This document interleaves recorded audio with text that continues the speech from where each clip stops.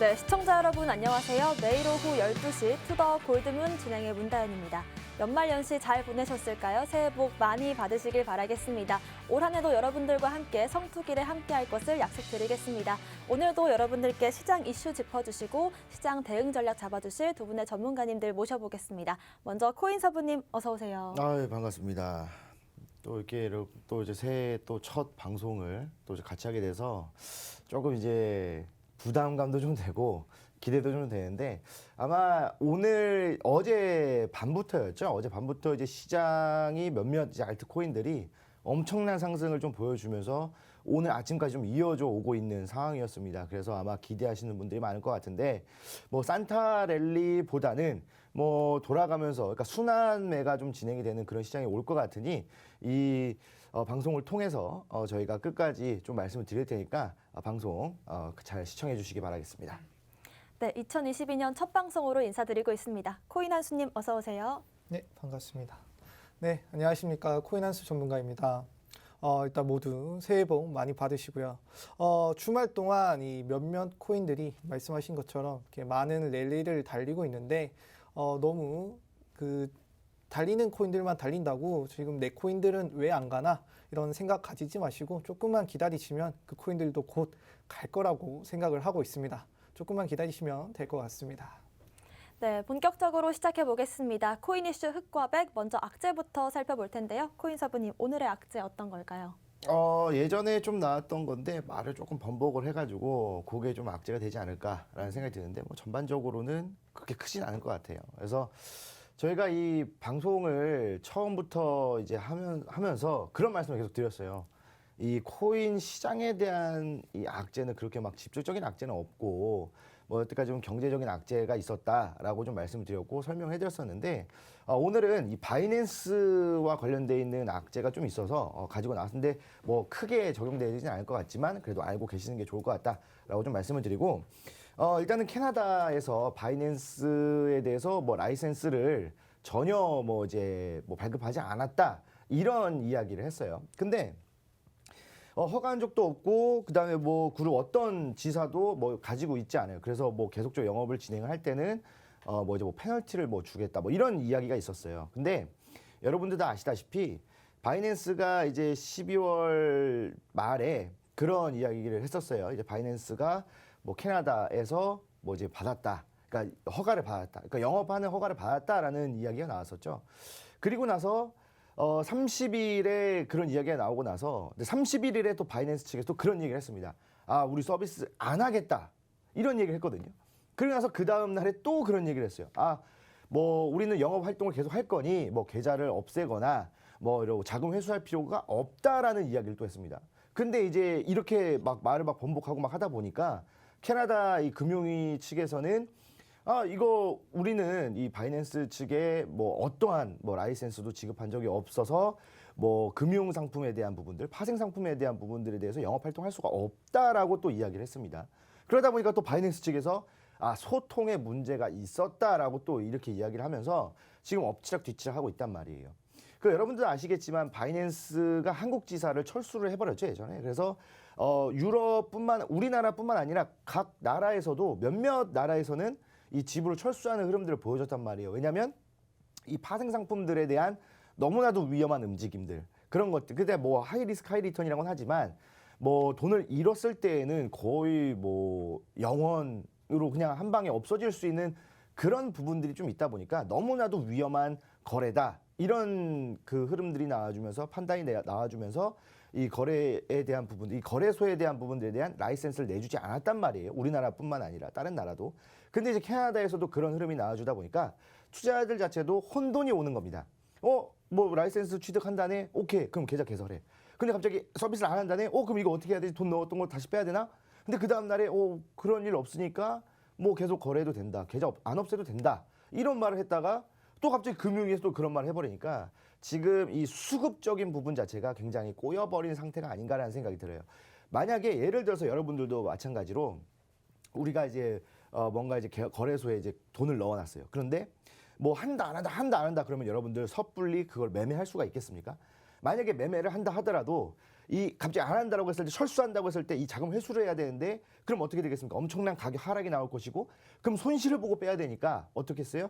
자금을 그냥 계좌에서 회수를 해버린다던가 아니면 계좌에 자금을 그대로 넣어놓고 가만히 관망을 하고 있다던가 이런 부분들이 계속 나와주다 보니까 이 수급이 안 돈다라고 좀 보시면 될 것 같아요. 아마 이런 부분들은 당분간 좀 지속이 될 거고 그렇다고 한다면 글로벌 최대 거래소인 우리가 알고 있는 이 바이낸스에서의 이 캐나다 수급이 조금 좀 줄어든다고 한다면 당분간은 조금 힘들지 않을까. 그래서 오늘 시장 같은 경우에도 메이저 코인의 상승보다는 이 알트코인의 상승이 많이 나왔거든요.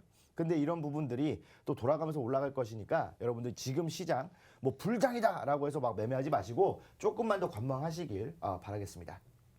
네, 뭐 바이낸스 같은 경우에는 워낙 가장 큰 거래소 중에 하나다 보니까 이 부분 체크가 필요할 것 같은데요. 특히나 이렇게 말을 번복하다 보면 투자자분들께 좀 혼란을 심어줄 수 있기 때문에 이 부분 악재로 작용할 수 있다 이런 주의 주셨습니다. 코인한수님 오늘의 악재 어떤 걸까요? 네. 오늘은 저는 일단 메타버스 관련 내용을 가져왔는데요. 일단 주제 자체는 일단 메타버스 평가가 가장이 됐다라고 적었지만 그냥 메타버스의 현실 정도로만 보시면 될 것 같습니다. 자, 일단 이 메타버스에 대한 기대가 지나치다는 시각도 있습니다. 요즘 어디 가나 웬만한 뉴스나 다 메타버스를 하고 있는데요. 대부분들의 사람들이 아직까지는 이 메타버스보다는 조금 더 아직 현실에 더 초점을 가지고 더 원하지 않나라는 생각을 하는 거죠. 현재 사용되는 메타버스 개념이 너무 기초적이고 광범위하고 포괄적이어서 단순히 이 마케팅용 나 메타버스 해 라는 그런 마케팅용으로 사용되는 것이 아닌가라고 또 그런 우려도 있고요. 자, 일단 디지털 아바타를 이용해서 이 세계에서 활동을 하는 것을 보고 이 메타버스라고 하는 것도 조금 과장된 내용이 있죠. 또한 이 메타버스는 이용자가 주도적으로 꾸준히 소통하는 세계인데 지금은 단편적으로 아직은 단발성으로 소통이 되고 있다라는 말도 나오고 있습니다. 자, 여기서 또 문제가 이제 사용자 연령의 문제도 되죠. 자, 사용자 대부분이 10대로 이루어져 있다라는 것을 한계점으로 또 볼 수 있을 것 같습니다. 자, 대표적인 이 메타버스 서비스인 로블록스, 처음에 이 로블록스가 상장이 됐을 때 어마어마한 상승을 보여줬는데요. 자, 이 로블록스의 이용자의 60%에서 70%가 10대라고 합니다. 자, 이 메타버스 관련 기술도 빠르게 발전을 하고 있지만 저희가 아직 그 빠른 발전을 좀 못 따라가고 있지 않나 라고 생각을 할 수 있는데요. 예전엔 저는 이제 VR 정도로만 좀 간단히 사용을 할 수 있었는데 지금은 더 많은 리얼리티가 생겼죠. 많은 사람들이 동시에 접속할 수 있을 정도로 뭐 기술은 발전했지만 이거 3차원 구현이 가능한 저희 XR이라고 하죠. XR. 이 XR이 뭐냐면 가상현실인 VR 그리고 증강현실인 AR 그리고 혼합현실인 MR 등의 모든 기술을 포함하는 개념입니다. 이런 XR이 나왔지만 아직 저희는 XR을 직접적으로 뭐 접해보거나 그런 시도를 좀 못하고 있는 것 같아요. 자, 이 기기가 대중화되지 못했고 2차원적으로 저희가 많이 사용하는 PC와 스마트폰으로는 아직 현실과 이 가상을 좀 더 매끄럽게 이어주기엔 좀 부족함이 있다라고도 말씀을 드릴 수 있을 것 같고, 그리고 이 VR 헤드셋 같은 경우도 저도 예전에 사용을 했는데 조금 어지러움을 느낄 때가 있더라고요. 그래서 아직 VR이 사람들이 사용하기에는 조금 진입 장벽이 조금 있을 수 있겠다라고 생각을 했었습니다. 그리고 가장 최근에 이 접근성이 좋다고 하는 이 페이스북이죠. 메타에서도 VR을 만들었는데 뭐 좋다고 하는데 실제로 사용 빈도수는 또 낮다고 하니까요.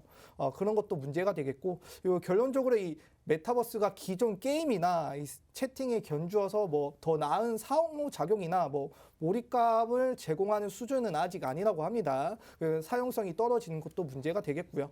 또 이 메타버스가 완성형이 되려면 이 가상과 현실을 좀 이렇게 접목을 가능하는 기술을 좀 발달을 해야 되는데 그 부분도 아직 좀 미흡하다. 라고 말씀을 드릴 수 있고 이 메타의 창업자인 이 마크 저커버그죠. 어떤 회사도 메타버스를 스스로 구축할 수 없다. 그리고 수백만 명의 사람들이 참여 지속 가능한 생태계를 구축할 수 있는지 좀 확인해 볼 필요도 있다라고 말을 했습니다. 이 말은 이 메타버스라는 세계는 어느 한 기업과 몇몇의 사람들로 이루어지는 것이 아니라 많은 기업들과 많은 사람들이 이 생태계를 참여를 해서 미지의 대륙이죠. 미지의 대륙을 개척할 필요가 있다. 그래서 이 메타버스는 아직 시작이다.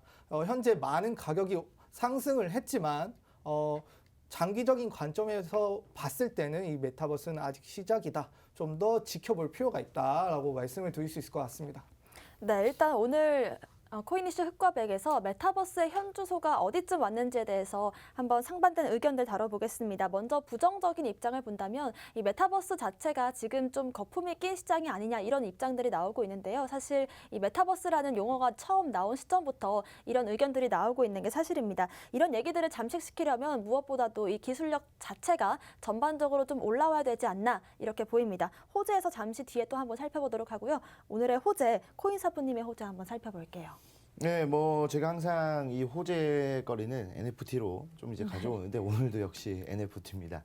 자, 근데 이 NFT가 이제 제가 계속 좋다, 뭐 성장성이 좋다, 뭐 성장하고 있다라고 이야기하고 있었지만 실질적으로 우리나라 기업에서 그런 흐름을 보여주는 기업이 별로 없었단 말이에요. 그런데 이번에 좀 이제 큰 기업에서 진행을 하게 됐습니다. 일단은 이제 그라운드엑스죠. 이 그 카카오에서 만들었던 자회사 이 그라운드엑스, 그 다음에 뭐 클레이튼 이런 것들을 좀 하고 있었는데 지금 이제 그라운드엑스에서 이 클레이튼을 크러스트로 완전 이제 병합을 합니다. 이 크러스트는 싱가포르에 있는 블록체인 회사죠. 카카오에서도 이 블록체인 사업을 싱가포르로 다 넘겨서 거기서 진행을 했었고 그라운드엑스가 이 클레이튼을 또 그쪽으로 넘겨서 아예 이 블록체인 사업을 아니 그냥 이 싱가포르에 완전 맡겨버리고 뭘 하느냐 바로 이 NFT 사업에 뛰어든다고 합니다.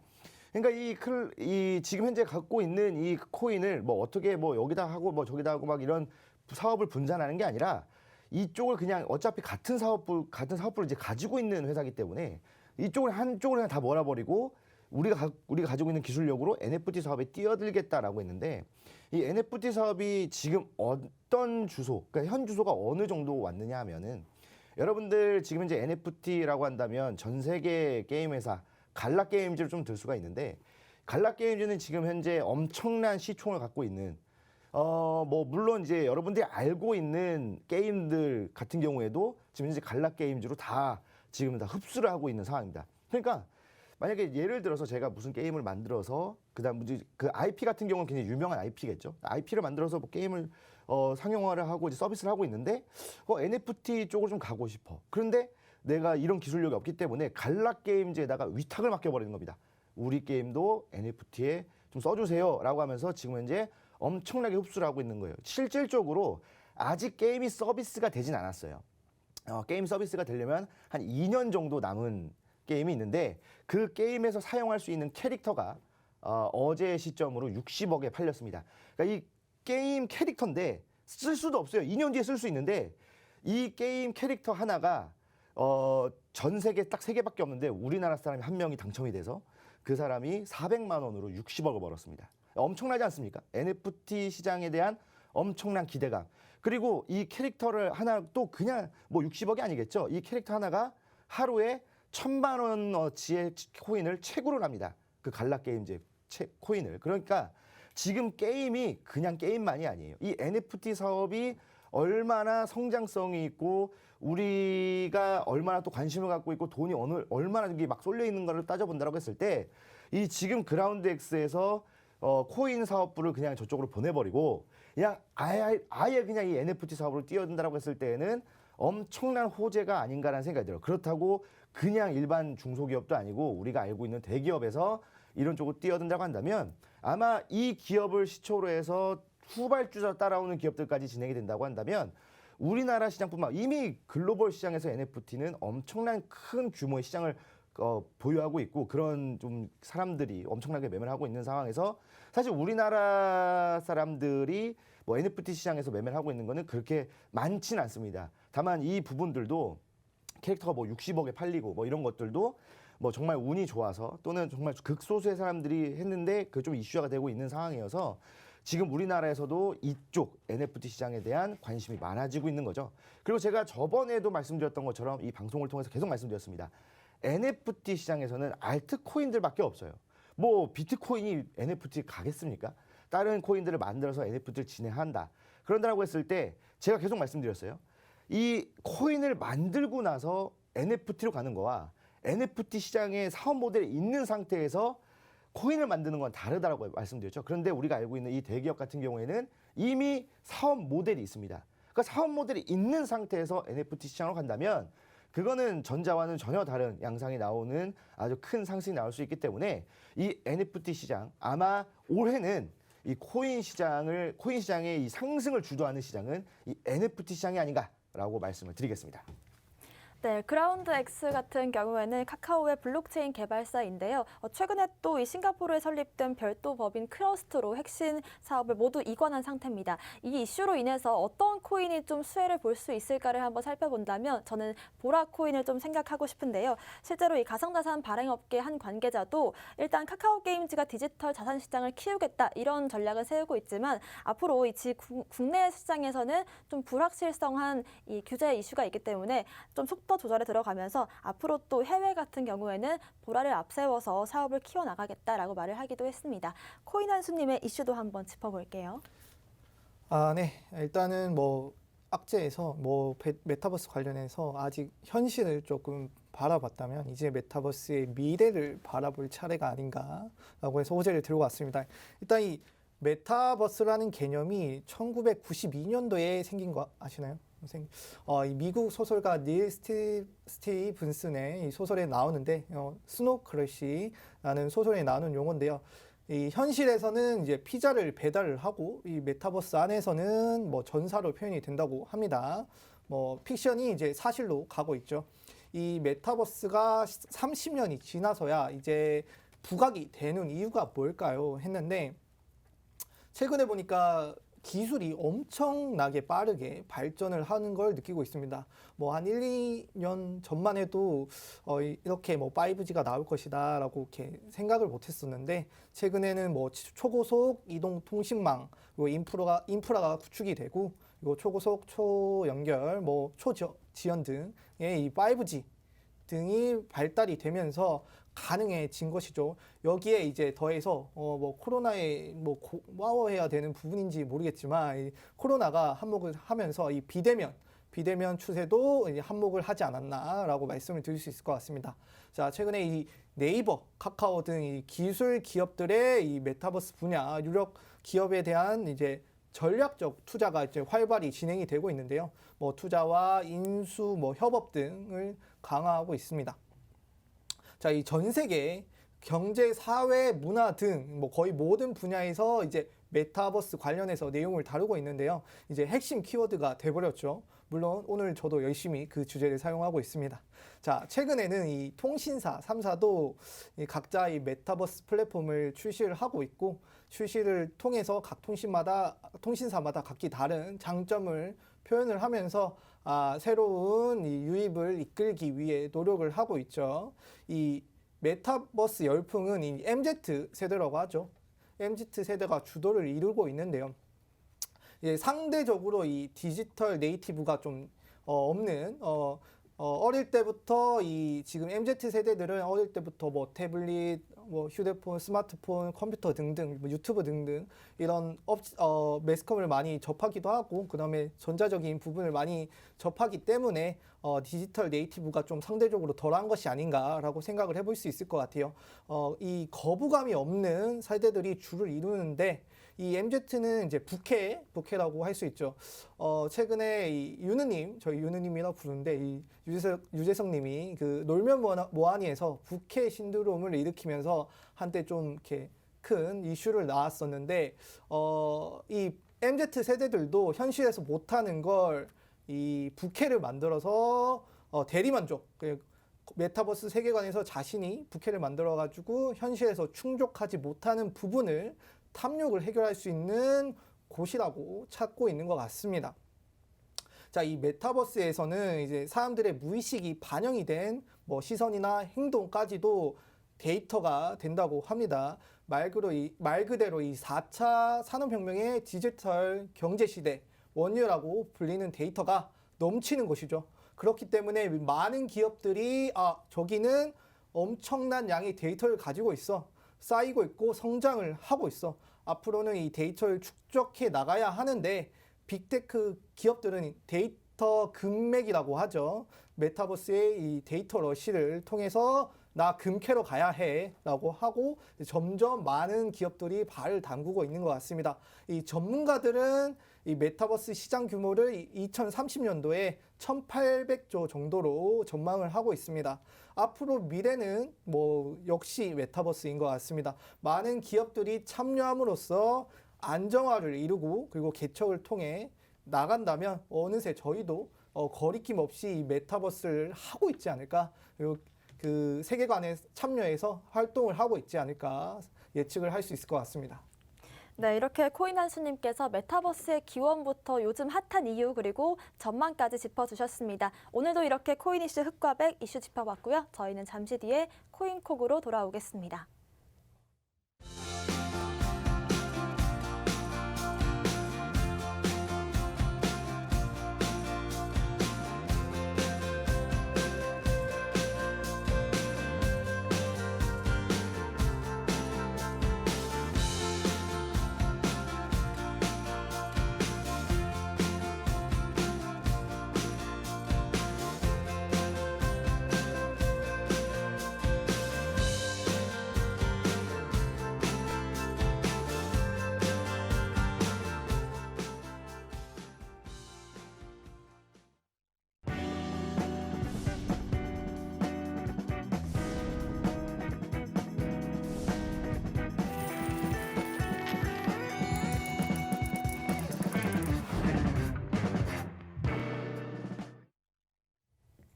코인콕 특징주 분석 시간입니다. 특징적인 움직임을 보여준 코인들과 보여줄 코인들 그리고 그 섹터들 한번 분석해 보겠습니다. 먼저 코인사부님 오늘의 특징주 공개해 주시죠.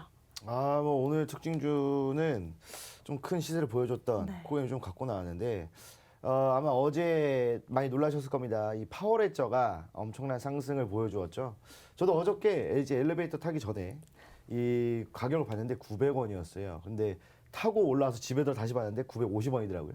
이 엘리베이터 타고 올라오는데도 이 엄청난 시세를 보여줬던 이 파워레저, 이거를 오늘 지금 특징주로 가져 나왔는데 오늘도 조금 이제 상승해주면서 1,000원을 한번 돌파해주는 흐름들이 나왔습니다. 그래서 뭐 사실 파워레저가 올라가면서 이 새해에 이 상승장을 보여준 신호탄이냐라고 좀 생각하시는 분들도 계실 거고, 저도 좀 살짝 그렇게 좀 생각하고 있습니다. 왜냐하면 이 파워레저라는 코인은 아시겠지만 이 신재생 에너지, 그러니까 우리가 여태까지 사용했던 이 에너지들에 대한 문제점들을 개선하기 위해서 나온 코인이 바로 파워레저입니다. 자, 그런데 우리나라 정부의 정책, 그다음에 미국 정책, 이 바이든 정부의 정책을 보시면 아시겠지만 이 신재생 에너지, 그다음에 이 친환경 이런 부분들에 굉장한 이 예산안을 좀 설정을 했고 엄청나게 이 좀 뭐라 그럴까요? 이 정책이라든지 그다음에 시행 이런 부분들을 좀 신경을 좀 많이 쓰고 있다라고 좀 보시면 될 것 같아요. 그래서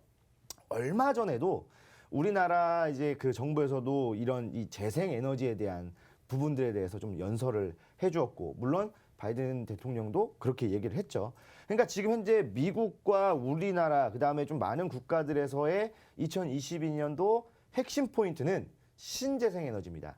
게다가 이 친환경도 같이 포함이 되겠죠. 그래서 제가 얼마 전에 이 투더 골드문에서 말씀을 드렸을 겁니다. 앞으로 이번 연도 초는, 이번 연도 22년도 초는 이 자율주행차 관련해서 엄청난 상승이 있을 것이다. 그러면 우리가 그냥 코인이라고 해서 코인만 보실 게 아니고 지금 현재 어느 쪽으로 흘러가고 있는지를 좀 보시면 될 것 같아요.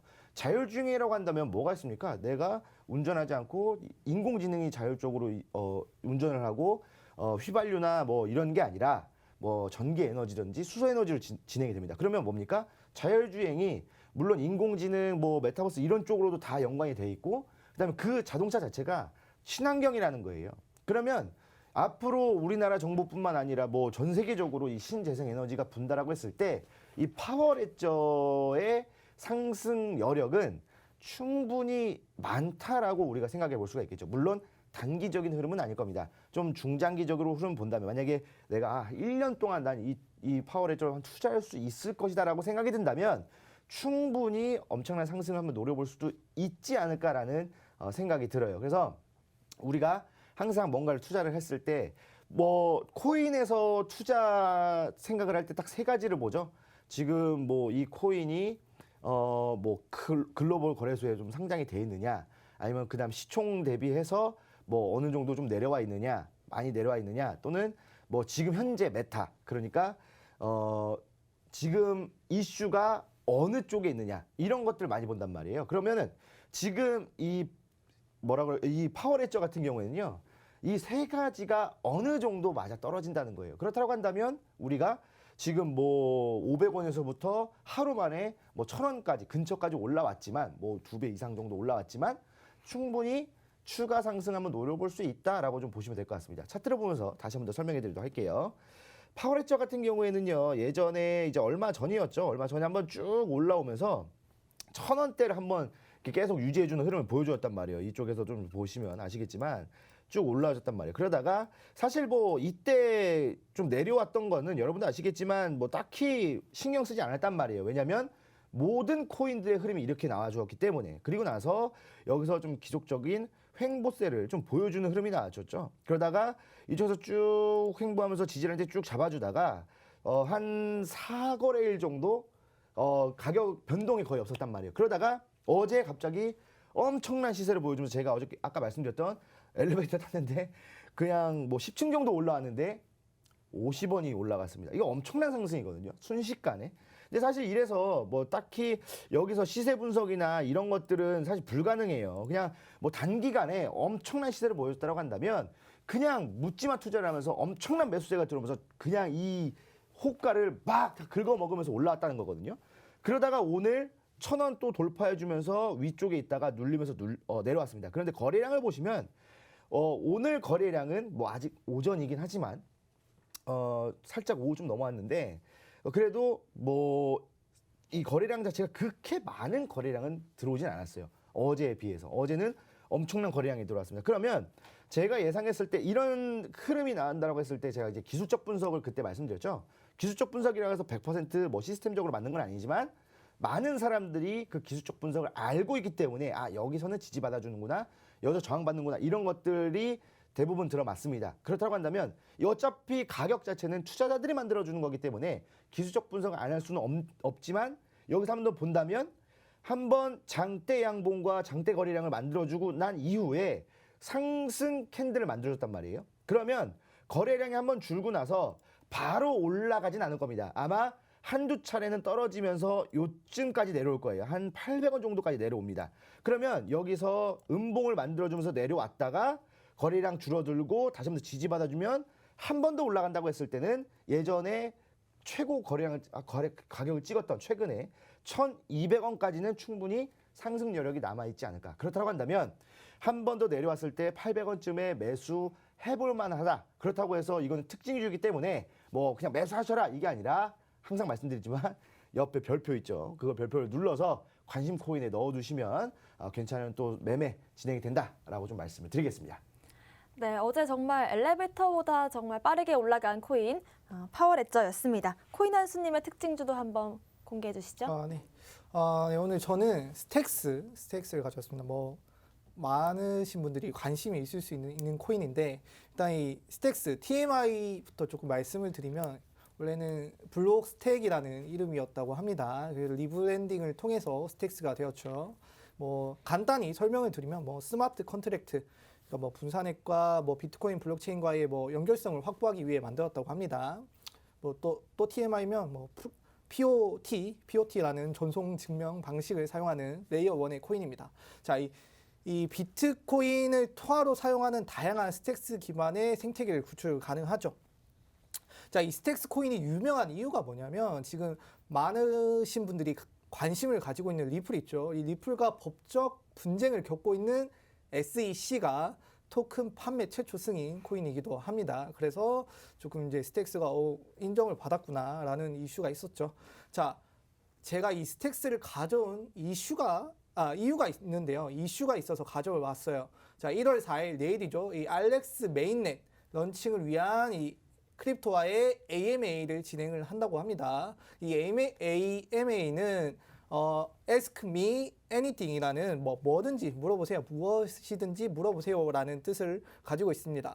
자, 이 내용으로는 뭐 형식적인 질문과 답변을 하지만 중요한 건 이 사람들의 주목을 끌 수 있는 내용이다 이거죠. 홍보 효과도 좋고 거기에 더불어 주목을 하셔야 될 게 뭐냐면 이 중요한 AMA의 중요한 호재성 기사들을 언급할 가능성도 있다고 합니다. 호재성 기사들에 의해 가격 상승을 이끌어낼 수 있는 경우가 있다고 볼 수 있죠. 주말 동안 상승을 좀 이끌었는데 이것이 선반영이 된 것인지는 조금 지켜볼 필요가 있는 것 같습니다. 자, 조금 차트를 보면서 설명을 드릴게요. 현재는 2,850원 정도의 위치를 하고 있습니다. 2,930원을 뚫지 못하고 내려와 있는 모습을 보이고 있는데요. 제가 위에는 일단 이 일목구름이라는 지표를 하나 좀 올려놨습니다. 지금 이 저항을 받고 내일 혹시 호재성에 의해 이 2,930원을 좀 뚫어준다면 충분히 3,300원까지 위에 매물대가 그렇게 많지 않기 때문에 올라가는 모습을 보여줄 것 같고요. 그리고 이 일목구름이라고 하는 것은 어떻게 보면 이 지금 이렇게 색깔로 칠해져 있지 않습니까? 이 칠해져 있는 부분이 어떻게 보면 지지와 저항이 되기도 합니다. 이 저항을 한번 더 뚫어준다면 안정권에 한번 올라가는 것이 아닌가라고 볼 수 있을 것 같아요. 그리고 그 코인사부님이 저번 주 내용을 한번 말씀을 하셨는데 저도 더불어서 이 스와이프 혹시 제가 별표 이렇게 표시하라고 했는데 스와이프 별표 하셨는지 모르겠습니다. 어떤 내용이었냐면 제가 29일 날 2,000원을 이렇게 뚫으면 한 2,500원까지 가겠다라고 말씀을 딱 드렸는데 이 부분 딱 2,500원의 벽을 붓고 내려오는 좀 완벽한 매도가를 한번 그렸었는데 그 후에는 제가 이제 여러분들 무료 톡방이나 다른 내용을 통해서 어떻게 매도를 계속 이끌어 갔던 내용이 있습니다. 자, 여기에 보시면 이제 구름 안으로 들어온 모습을 보이고 있습니다. 지금 이 부분들이 다 구름인데요. 이 구름 안에 들어오면 이건 횡보 구간이다라고 생각을 하시면 될 것 같아요. 그리고 이 구름을 이 지지와 저항이 되죠. 여기 보시면 선이 하나 있습니다. 2,685원인데 또 때마침 그 다음날 여기서 저항을 받는 모습을 보였고 이게 좀 안정적인 추세로 들어가려면 적어도 이 캔들 자체가 구름 위에서 노는 걸 조금 추천을 드리겠습니다. 네, 좋습니다. 일단 스택스 몇몇 TMI성 정보들과 함께 내일 있을 이슈 짚어주셨는데요. 내일 있을 AMA 행사에서 호재성 이슈가 나온다면 또 한 번 가격 상승을 기대해 볼 수도 있겠다, 이런 조언 주셨습니다. 그리고 일목균형표 설정하시는 방법과 또 어떻게 분석을 하면 좋을지에 대한 코멘트도 주셨습니다. 오늘의 코인도 한번 살펴보겠습니다. 오늘의 공략주 코인사부님 어떤 걸까요? 예, 뭐 일단은 제가 계속 NFT 코인을 좀 이렇게 말씀을 드렸다가 오늘은 살짝 좀 다른 류의 그런 코인을 갖고 나왔습니다. 바로 이제 폴리메스라는 코인인데, 폴리메스 뭐 다들 알고 계실 거예요. 뭐 이제 전통 뭐 금융 시장과 뭐 연결해 준다라고 이런 뭐 그냥 대충 이렇게 알고 계실 텐데, 쉽게 말씀드리면 이 주식과 좀 연동이 될 수 있다라고 좀 보시면 될 것 같아요. 그러니까 주식에서는 이제 상장했을 때 IPO를 해서 뭐 그런 시장이 따로 있잖아요. 근데 이제 코인은 이제 그런 게 없기 때문에 ICO를 이제 직접 막 돌아다니는 그런 상황이 있었단 말이에요. 그런데 이 폴리메스 같은 경우에는 그런 이제 플랫폼을 만들어줘서 이 상장할 수 있는 이 그런 뭐라 그럴까 진입 장벽을 좀 낮출 수 있다라고 좀 보시면 될 것 같고, 주식과도 연동이 되는 그런 코인이기 때문에 앞으로 우리가 뭐 코인만 매매한다 또는 뭐 주식만 매매한다, 사실 이런 사람들은 거의 별로 없잖아요. 양 시장 모두 매매를 하고 계신 분들이 많기 때문에 앞으로 나아가면 나아갈수록 성장성 자체가, 활용도 자체가 너무나도 좋은 코인이다라고 좀 말씀을 드리고 싶어요. 그리고 지금 뭐 예전에도 그 말씀을 드렸지만 이 폴리메스는 상승장에서 더 크게 올라가는 코인이거든요. 왜냐하면 상승을 한다고 했을 때 코인 시장만 올라가나요? 주식 시장도 올라가잖아요. 그러니까 주식과 코인이 같이 올라간다라고 했을 때 이 두 가지를 연결시켜주는 코인이 폴리메스이기 때문에 상승을 한다면 정말로 크게 좀 더 갈 수 있겠구나라고 좀 보시면 될 것 같습니다. 그리고 최근에 나온 이슈죠. 주식도 이제 사실 뭐 주식 매매랑 코인 매매랑 조금씩 다른데 코인은 우리가 만약에 예를 들어서 100만 원이 있다면 만약에 비트코인 100만 원어치 살 수 있어요. 쪼개서 살 수 있습니다. 그런데 주식은 그게 안 됐잖아요. 만약에 주가가 100만 원이라고 한다면 내가 80만 원을 쓰면 이 주식을 한 주도 못 샀단 말이에요. 100만 원이 있어야 한 주를 살 수 있었던 그런 상황인데 이제 주식도 쪼개서 살 수 있게끔 하겠다라고 이야기가 나왔기 때문에 이 주식 시장과 코인 시장이 점점 비슷해지고 있다. 그렇다고 한다면 이 폴리메스의 성장세, 이 상승 여력은 너무나도 충분하다라고 좀 보시면 될 것 같습니다. 차트를 보면서 한 번 더 말씀을 드리도록 할게요. 자, 지금 그 폴리메스의 그 차트를 보시게 되면 좀 일단 크게 볼게요. 예전에 한번 상승장이 왔을 때 보시면은 아시겠지만 엄청난 윗꼬리를 달아주는 흐름들을 보실 수가 있습니다. 여기서도 지금 보시게 되면은 여기서 엄청나게 큰 시세가 나왔었죠. 이때 하루 아침에 200원 정도에서 200원에서 1,100원을 찍었습니다. 하루 아침에 엄청난 상승이라고 보시면 되겠죠. 뭐 사실 이런 상승이 뭐 그냥 쉽게 나올 수 있는 상승은 아니잖아요. 그러다가 쭉 상승 나왔다가 일단 전반적인 흐름부터 볼게요. 그 다음에 여기서도 이틀 만에 400원에서 1,800원을 찍었습니다. 이틀 만에요. 그러니까 아까 말씀드렸던 상승을 시작하는 시장에서 엄청난 시세를 보여주는 게 바로 폴리메스다라고 좀 말씀을 드리고 싶습니다. 자, 그러면 최근의 흐름을 좀 보시면 아시겠지만 최근의 흐름을 볼게요. 최근 흐름을 보시면은 살짝 뭐 예전에 좀 나쁘지 않은 흐름을 보여주었어요. 조금 이렇게 좀 올라주다가 그 다음에 뭐 여기서 뭐 내려오긴 했지만 그래도 가격 안정세를 좀 보여주면서 횡보를 좀 진행하는 흐름을 보여주면서 다시 한 번 더 매집 흐름 그리고 나서 살짝 여기서 상승을 보여주려고 하고 있었습니다. 그런데 아니나 다를까 또 여기서 저항 라인 때 잡아주면서 사실 1,200원 정도의 저항 라인 때를 잡혔죠. 그리고 나서 여기서 어떻게 됐습니까? 모든 코인들이 다 떨어졌단 말이에요. 그러면 뭐 굳이 여기서 우리가 신경 쓰지 않았던 구간이지만 하락이 나왔을 때 너무나도 다른 코인들보다도 더 심한 하락이 나왔습니다. 그러면서 1,200원대에서 어디까지 떨어졌냐면 600원대까지 떨어졌어요. 그러니까 그냥 반이 그냥 없어진 겁니다. 그냥 시총 반이 없어진 거겠죠. 그러다가 최근에 다시 한 번 더 지지라인 때 잡아주는 흐름 다 비슷하죠. 그러다가 이 한 번 올라준 흐름을 보여줬어요. 근데 지금 흐름을 보시게 되면은 상승률의 차이는 있지만 이 차트 뭐랑 비슷합니까? 방금 특징주로 보여드렸던 파워레저랑 흐름이 비슷하다라고 볼 수 있어요. 자, 그런데 여기 있는 저항선을 신경 쓰지 마시고 지금 현재 흐름을 보시게 되면은 저항 라인 때 지지라인 때 오면서 3, 4일 동안 가격 등락폭이 없었습니다. 거의 제로에 가깝게 횡보를 진행하다가 어제 갑자기 큰 상승이 나와주면서 오늘도 상승 패턴이 나와주면서 한 번 더 올라왔단 말이에요. 그러면 아까 뭐라고 했어요? 그 파워레저 말씀드렸을 때 지지라인 때 잡아주고 이틀 동안 음봉 나왔다가 거래량 줄어들고 눌림목 나온 다음에 N자형 패턴 이러면서 한 번 더 올라간다면 그 전에 바로 전에 찍었던 1,200원까지 올라간다고 말씀드렸죠. 충분히 그런 흐름이 나올 수 있을 만한 흐름입니다. 자, 그렇다고 한다면 이 폴리메스는 800원 이하로 그러니까 이 저항 라인대가 있는 부분이죠. 800원 이하로 매수를 진행을 하신다면은 상당히 좋을 것 같고요. 여기서도 마찬가지로 두 번의 눌림목이 나와준 이후에 거래량 줄어들면서 지지라인 때 잡아주고 한 번 더 반등이 나와준다고 한다면 충분히 제가 설정하고 있는 목표가 1,200원 그러니까 그 전에 찍었던 가격 고점이라고 보시면 되겠죠. 1,200원까지 충분한 상승 여력이 있다라고 좀 보시면 되고요. 손절가는요. 여기 좀 내려왔을 때 두 번의 눌림목이 있지만 한 번 더 눌렸을 때 지지라인 때 20선이 위치해주고 있는 630원을 이탈한다면 정리하시는 게 좋겠다라고 말씀을 드리겠습니다. 네, 상승장에서 좀 더 큰 상승을 보일 수 있는 코인 폴리메스였는데요. 코인서분이 오늘도 같은 경우에도 지금 시점을 기준으로 해서 코박 토큰도 30~40%가량 상승이 나오고 있고 어제도 파워레저가 70% 이상 상승을 보였잖아요. 네. 이렇게 급등하는 코인들 매매할 때 주의해야 할 점이 있다면 또 어떤 게 있을까요?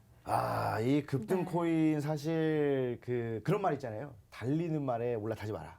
뭐 다리 부러지나 뭐 이런 얘기를 하는데 또 우리 이 한국인의 이 몸 안에는 또 그런 게 흐르잖아요. 한방 심리.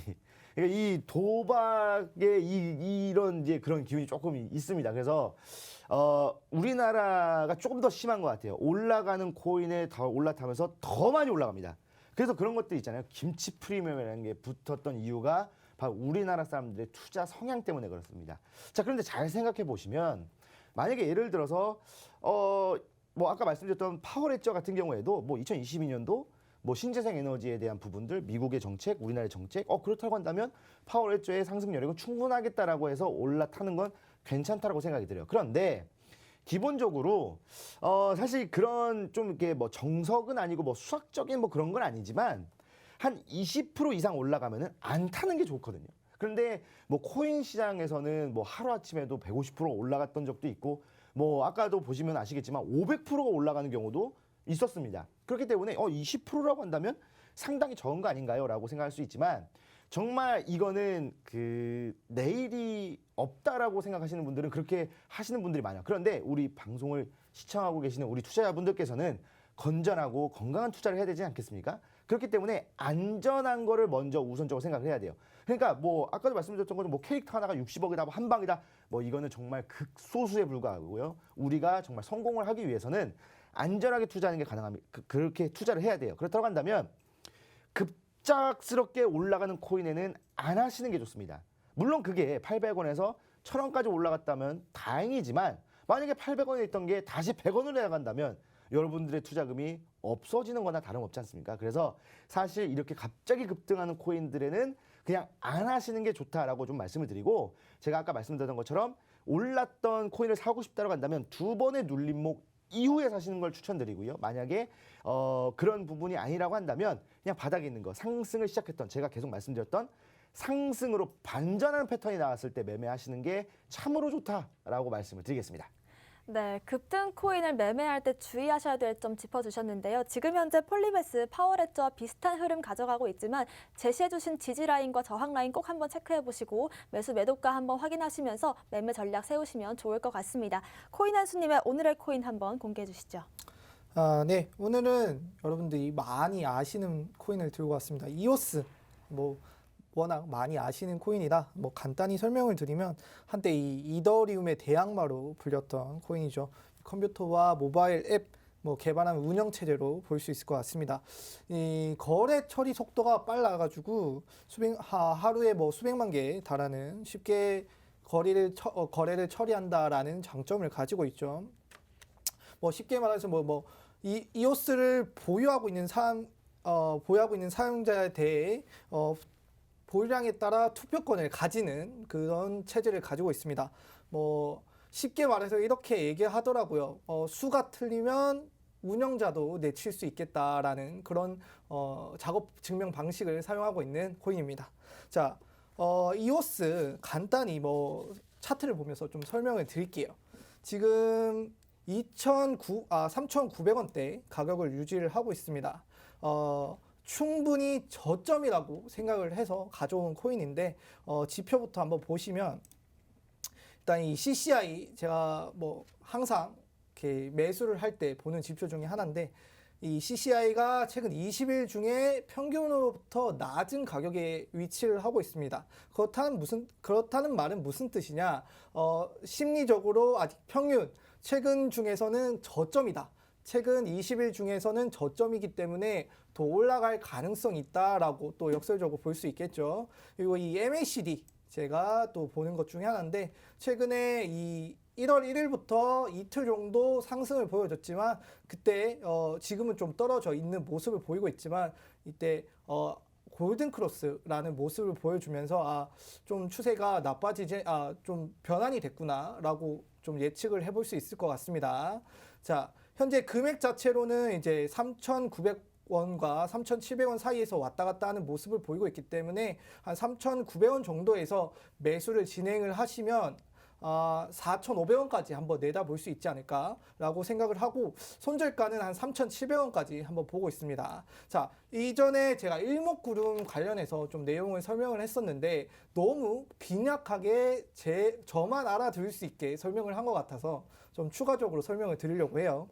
자, 이 일목구름 추가를 하는 방법은 쉽습니다. 뭐 이치모쿠 클라우드라고 하는데 그냥 지표 설정할 때 ICH만 쳐도 바로 나옵니다. 자, 이 일목구름이 뭐냐면 추세 방향을 예측하는 지표라고 볼 수 있을 것 같습니다. 일본에서 만들었는데 뭐 호소다 고이치라는 분이 만들었습니다. 쉽게 더 설명을 드릴게요. 어떻게 작용이 되는지 한번 지표를 통해서 좀 쉽게 설명을 드리면 이런 내용입니다. 좀 예전에 과거로 갈게요. 지금 이오스 자체가 지금 계속 변동이 크지 않기 때문에 좀 과거로 가야 될 것 같습니다. 자, 현재 어떤 내용이냐면 지금 제가 계속 지속적으로 말씀을 드렸어요. 이 부분이 구름이라고. 이 구름을 뚫고 올라가는 순간 올라가는 캔들에서 매수를 하셔라. 그래서 쭉쭉 가지고 계시면 상승세를 보이고 있다가 또 매도는 캔들이 구름을 뚫고 내려갈 때 매도를 하셔라고 말씀을 드릴 수 있는데 사실 이때 사셔서 이때 파시면 손절이에요. 수익을 볼 수가 없으시죠. 그렇기 때문에 이 지표만으로는 매수와 매도를 진행하기는 조금 어렵고 그 밑에 뭐 MACD나 CCR을 통해서 기세가 꺾였구나. 그럼 이때 매도를 해야겠구나라고 보실 수 있는 거죠. 좀 더 과거로 한번 가보도록 할게요. 이때 과거로 가면 이때는 많은 상승이 있었기 때문에 조금 어렵겠지만 하락부터 한번 말씀을 드릴게요. 이렇게 많은 상승이 있었고 여기까지 구름이 올라왔다고 생각을 할 수 있습니다. 하지만 이 구름을 뚫고 내려가는 순간 어디까지 내려가죠? 바닥까지 내려가는 모습을 볼 수 있습니다. 그렇기 때문에 이 구름을 뚫고 내려가면 추세가 완전히 내려갔구나 예측을 하면서 매도를 진행을 하시는 거죠. 다시 반대로 이 구름을 뚫는 순간 또 올라가고 내려가는 걸 반복을 합니다. 자, 이오스 자체는 좀 너무 차트가 애매한 부분이 있어서 다른 걸로 한번 더 간단히 좀 티가 나는 걸로 말씀을 드리면 좀 큰 것들로 봐야겠죠. 일단은 플레이뎁 최근에 한번 볼까요? 이 플레이뎁 같은 경우는 최근에 급등하는 모습을 보여줬기 때문에 여기 보시면 구름 자체가 얇습니다. 이게 뭐냐면 이 급등하는 모습을 따라가기 위해서 얇게 길게 표현하는 모습을 볼 수 있고 지금 이 플레이뎁 자체가 구름을 뚫고 가는 순간 여러분들이 매수를 진행을 하셨으면 여기서 매도를 하셔도 충분히 그리고 혹은 더 가서 여기서 매도를 하셨어도 여기서 이만큼의 수익을 볼 수 있는 구간이라고 볼 수 있죠. 그럼 매도를 잘 했다라고 치면 밑에 이 떨어지는 추세를 봤을 때는 나 매도 정말 잘했구나. 지금 여기 매도를 하시면 지금 여기까지 내려가는 모습을 볼 수 있지 않습니까? 이 구름을 통해서도 매수 매도 언제 지점을 조금 대충 예측을 할 수 있다라고 볼 수 있고 그리고 이렇게 구름에 보시면 이렇게 평균 일직선이 있습니다. 일직선이 뭐냐면 지지와 저항을 받는 부분이 되기도 합니다. 그 선을 뚫고 내려가냐 혹은 올라오다가 그 선을 못 뚫고 내려가느냐라고도 판단을 하셔서 지지와 저항 라인의 가격을 측정할 수 있는 지표로도 사용할 수 있을 것 같습니다. 네, 이렇게 구름대같이 생긴 지표라고도 하는데 일목균형표를 설정하는 방법과 또 분석하는 방법, 매매 전략에 어떻게 사용될 수 있는지까지 짚어주셨습니다. 특히나 모바일 어플에서도 설정하실 수 있기 때문에 여러분들 이 부분 매매에 참고하시면 좋을 것 같고요. 차트 분석을 통한 매매 방법, 잠시 뒤에 오후 1시 반부터 코인한수님과 조금 더 깊게 얘기해보시면 좋을 것 같습니다. 무료 방송 함께 하실 수 있는 방법 안내해드리겠습니다.